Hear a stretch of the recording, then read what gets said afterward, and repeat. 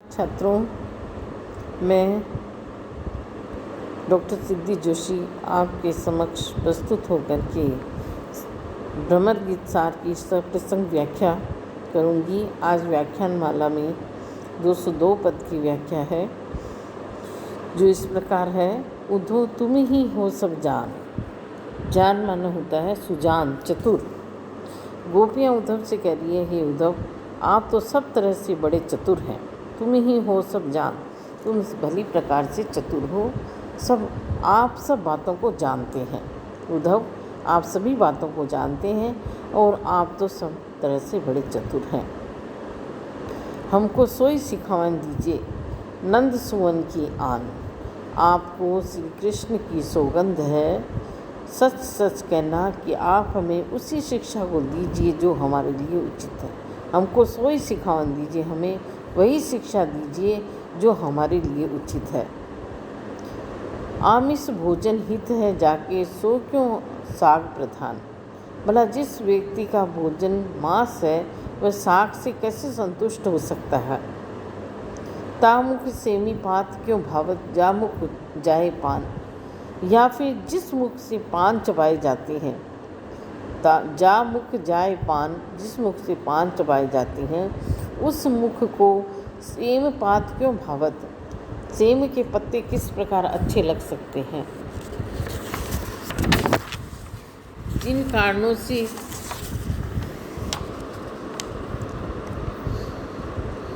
तामुख चिरंगी सुर मधु लागत सुनी, मुरली को गान। अर्थात जिन कानों ने मुरली की ध्वनि को सुना है, उन्हें सारंगी का स्वर कैसे अच्छा लग सकता है। अर्थात जो श्री कृष्ण की मुरली का मधुर स्वर सुन चुके हैं, उन लोगों को सारंगी से क्या लेना देना है। इसी तरह से आगे कह रही हैं, गोपियाँ कह रही हैं, ता भीतर क्यों निर्गुण आवन, जा उर श्याम सुजात। जिस उर श्याम सुजात, जिस हृदय के अंदर चतुर श्री कृष्ण रहते हैं, उसमें निर्गुण ब्रह्म कैसे आ सकता है। निर्गुण ब्रह्म की उपस्थिति कैसे हो सकती है। हम बिन श्याम वियोगिनी रही हैं, जब लगी कही यही घट प्राण। गोपियाँ कहती हैं, जब तक हमारे शरीर में, घट माना शरीर में, प्राण बने रहेंगे, तब तक हम विरह में उनकी वियोगिनी बनी रहेंगी, विरहिणी बनी रहेंगी श्री कृष्ण की। लेकिन हम निर्गुण ब्रह्म के उपदेश को स्वीकार नहीं करेंगी।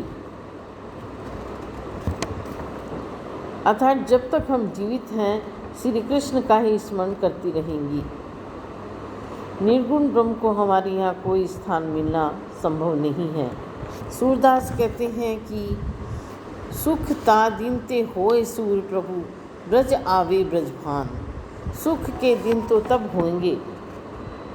सूरदास कहते हैं कि गोपियाँ उद्धव से कहने लगी कि हे उद्धव, सुख तो उस दिन ही प्राप्त हो सकता है जिस दिन कि ब्रज के सूर्य श्री कृष्ण ही यहाँ पर आ जाएंगे। अर्थात ब्रज के अंदर श्री कृष्ण के उपस्थित होने पर ही हमारे जीवन में खुशहाली, प्रसन्नता या सुख के दिन हो सकेंगे, अन्यथा नहीं। प्रस्तुत प्रसंग के अंदर गोपियों के कृष्ण प्रेम की दृढ़ता पठनीय है। प्रति वस्तु प्रमा अलंकार है इस पद में। आगे का पद है 203, भ्रमर गीत सार।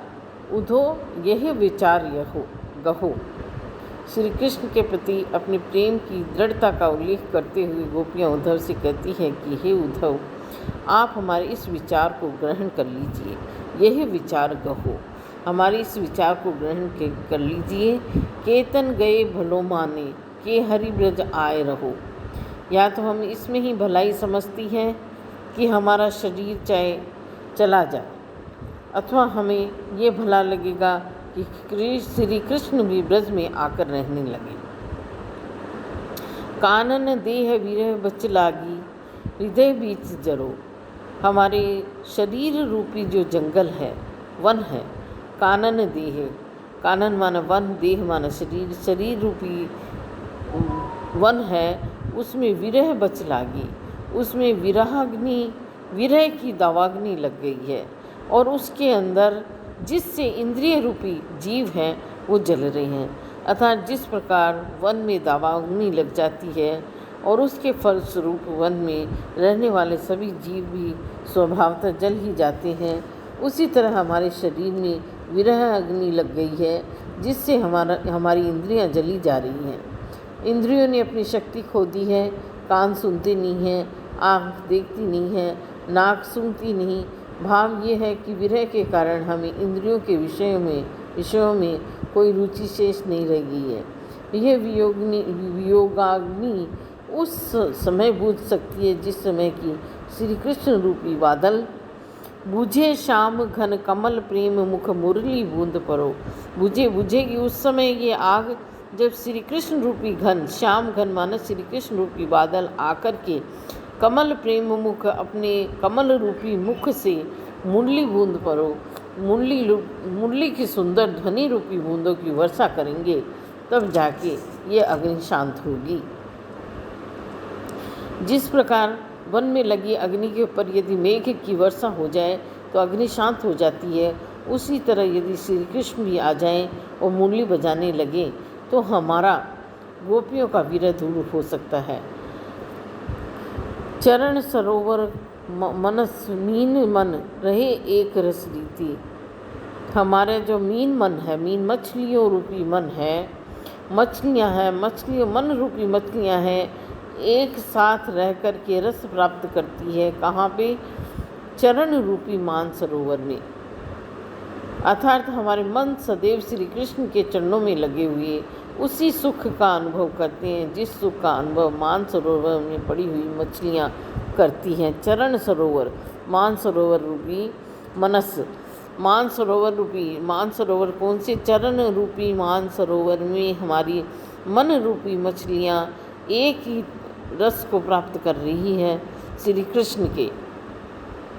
तुम निर्गुण बारू यह डारो, सूर कौन ये नीति। गोपियाँ उद्धव से कह रही है, उद्धव ये कौन सी नीति है, ये कौन सा न्याय है, क्या कौन सी नीतिगत बात है कि तुम इन मन रूपी मछलियों पर निर्गुण रूपी बालू है, निर्गुण ब्रह्म रूपी बालू डाल रहे हो। ये निर्गुण रूपी ब्रह्म रूपी बालू डालने से ये मछलियाँ मर जाएगी। भाव ये है कि जिस प्रकार सरोवर में रहने वाली मछलियों को यदि बालू में डाल दिया जाए तो वह बेचैन हो जाएगी, उसमें नहीं रह सकेंगी और मरने को प्रस्तुत हो जाएंगी। उसी प्रकार श्री कृष्ण के से हटकर यदि आप हमारे मन को निर्गुण ब्रह्म में लगाओगे तो हमारा मन उसे ग्रहण नहीं कर सकेगा, उसमें नहीं रह सकेगा और हम मरने को प्रस्तुत हो जाएंगी। कानन देह विरह दव इंद्रिय जीव श्याम घन कमल प्रेम मुख मुरली बूंद चरण सरोवर मनस मीन निर्गुण बारू, इन सभी में रूपक अलंकार है। वन की दावाग्नि से और सरोवर की मछली से रूपक बांधने में, क्योंकि ये सांगोपांग घट रहा है, अतः यहाँ पर रूपक का सांग रूपक नामक भेद है। सगुण की दृष्टि में निर्गुण कितना उपेक्षणीय है, इसे समझने के लिए सूर के विचार इसमें पठनीय हैं। यही अंतर मधुकर एक आयो। पद संख्या है 203, 204। यही अंतर मधुकर एक आयो, निज स्वभाव अनुसार निकट वे सुंदर शब्द सुनाए। इसी अंतराल में एक भ्रमर यहाँ आया, गोपियों के मध्य एक भ्रमर आया और आकर के अपने स्वभाव के अनुसार ही वह गोपियों के निकट आकर सुंदर शब्द या सुंदर गूंजायन करने लगा, गूंजने लगा, सुंदर गुंजन करने लगा। पूछन लागी ताही गोपिका कुब्जा तो ही पठायो।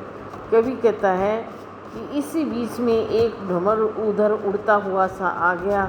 भ्रमर के स्वभाव पास में आकर गुनगुनाने का होता है, अतः अपने स्वभावानुसार उसने गोपियों के निकट आकर सुंदर शब्द करना प्रारंभ कर दिया।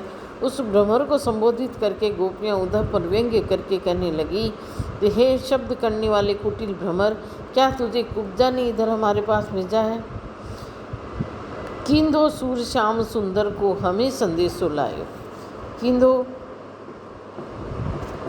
किंदो सूर श्याम सुंदर को हमें संदेशो लायो।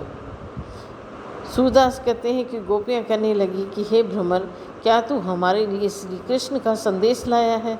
भाव ये है कि जिस प्रकार उद्धव नीरज संदेश हमारे लिए लाए हैं, उसी प्रकार का क्या तू भी हमें कोई ऐसा ही बुरा संदेश श्री कृष्ण का लाया है? ये उपालम गोपियाँ उद्धव से दे रही हैं।